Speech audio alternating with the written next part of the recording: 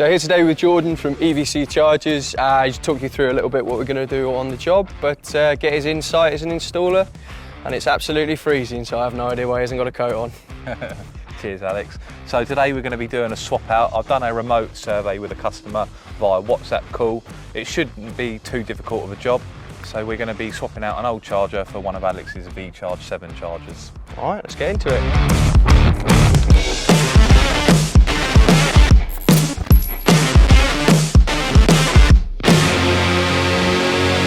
So the charger's going to go in here. There's a little bit of infrastructure already. We've taken the old charger off. Well, Jordan and his team have, just because it's not really about that. We're just going to talk about swap outs, installations, and the installer's view on the market. So old whisker box still here. This would be fit for purpose potentially. You've got 4mm twin and earth, so running out, can carry 32 amp. But the main thing about this is new chargers, new regulations, dynamic load management going in. It's going to have the CT line carried through with data. So not quite up to scratch, but we're going to look a little bit about swap outs, because one of the key questions we get asked by customers all the time is why they aren't cheaper. So here we have the old switch gear that was powering the old car charger. This was running the car charger and it also is an earth protection device, because back then they didn't have pen fault protection built into the chargers, which they do now. We're going to be leaving this as a double pole switch. We're going to be leaving this in, and this will feed our new consumer unit that will go here, and then that will power the car charger.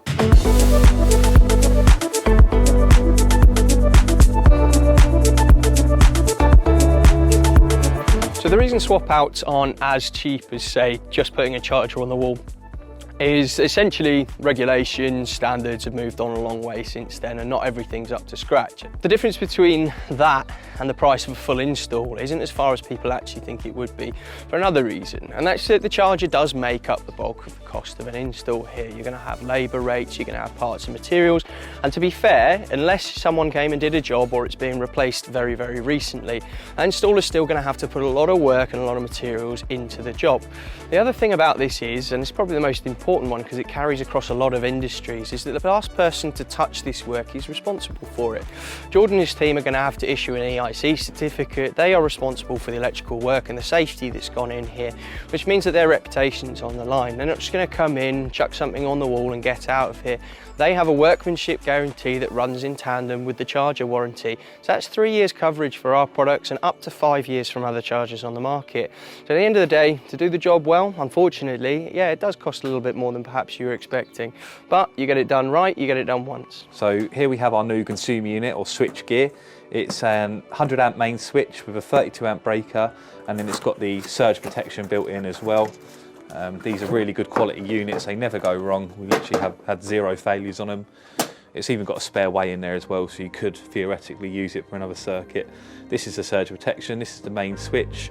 This is for the car charger, it's an RCBO, and then you've got an MCB here that powers the surge protection on the unit.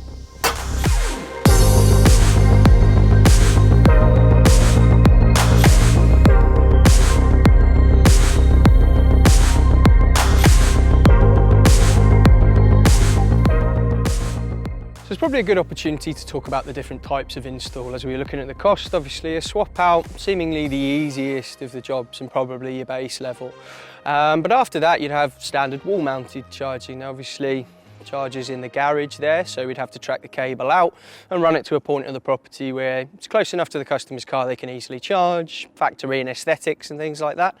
And that comes in again to the survey that you do either for before your installation, or if you're doing an in-person survey then they'll come out and have a look at it as the installers. I know Jordan does that for some customers. The important thing there really is getting everything right, getting a floor plan, tracking out where you want it so that they can really understand the bits that you're in control of, and then they can advise you on the charge point, they can advise you on the electrical work that needs to be done.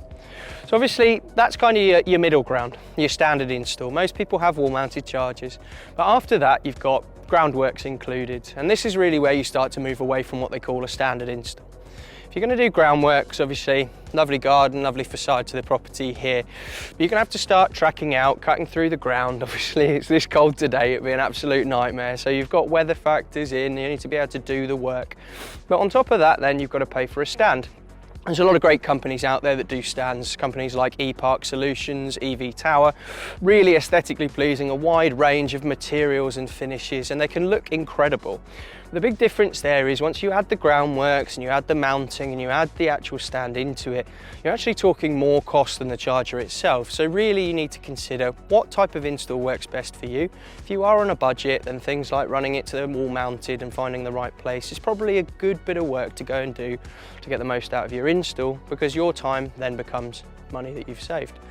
But really, the option's yours. There's a lot of great installers out there, EVC included, and I really think if you do the right work, you do the surveys and listen to their advice, you'll always get what you want, and if you don't, you can always go back and get it swapped out.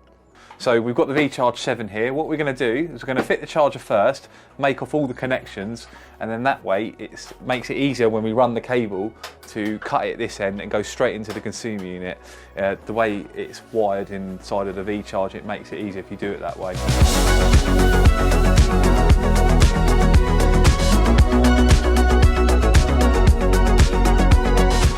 Comes with a little bag of bits, and this is the bit that opens up the charger. Also has some ferrules in here and some raw plugs. I don't use these personally, but this bit is handy to have because they all send it out of every charger, so you never worry about losing it as well, because you know what, like little things like that always get lost.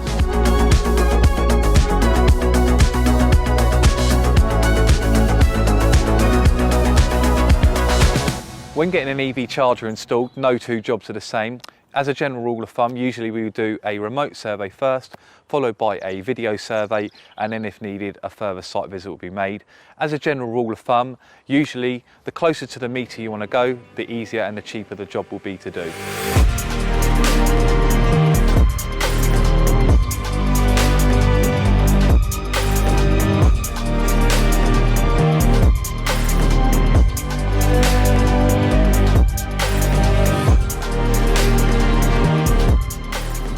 So, all finished up, happy with it? Yeah, all went well. Perfect. Scale of 1 to 10, how cold are you? Truthfully, about a 10. Fair enough.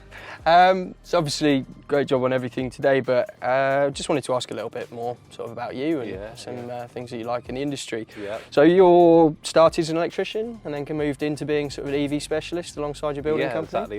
Exactly that, yeah. Just saw the opportunity and the excitement in the EV space. I thought, why not jump involved and be involved in it? No, absolutely. You find a lot of that crossover from sort of the expectations of quality in your building company actually carry on? Yeah, customer service as well. If you can communicate with the customers, that's kind of half the battle. Yeah. That's what most of them, a lot of people don't do, is the communication and just don't know when they're turning up and try and, but that's the main thing for me, trying to communicate with them as much as possible and trying to differentiate ourselves from other companies, because everyone's doing EV now. So absolutely. You still find that your customers ask you for advice, or do you think more as the industry's matured, people are starting to come with their own ideas of what they want? Always going to ask for advice. I think if they're a new customer and new to the EV space, because they've got the same questions what the previous people had about EV, even with changeovers there's slight differences and stuff like that, and it's forever evolving. Such as tariffs, charges, cars. There's so much to keep on top of. It can be quite daunting if you're a customer. You become a lot more than an electrician. You're a consultant now for EV. That's right, I suppose I am, yeah. No, absolutely. Yeah, try to be anyway. Try to stay up to date with all the latest stuff. It comes out so thick and fast, it can be difficult, but yeah, we try and keep our head in the game.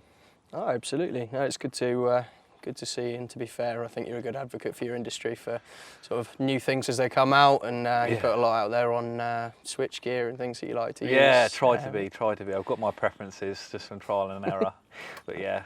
Absolutely, that's what experience brings. How have you found, so there's a lot of charging hardware in the market these days, a lot of new chargers coming out. I will ask you a quick fire round later and we'll see what your favourites are, not including us, that doesn't count.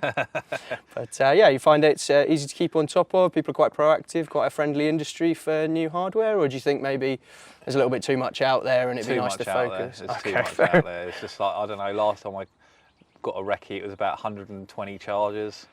Yeah, makes life more difficult sometimes. Certainly I think when consolidating and trying to give a good view of customers what sort of best in class is, if that keeps changing. Have you found, obviously, some new regulations? Some people watching may not know, but the UK government is obviously very much trying to bring up the standards of chargers that come into the market as more players enter. But do you find the standards that came in 2022 been okay to keep on top of? They're well communicated? Yeah, I think it was to the industry, maybe not so much to customers. Yes, yeah, I think randomised delays still happen at the start. They're still confused by that and don't understand why they do it.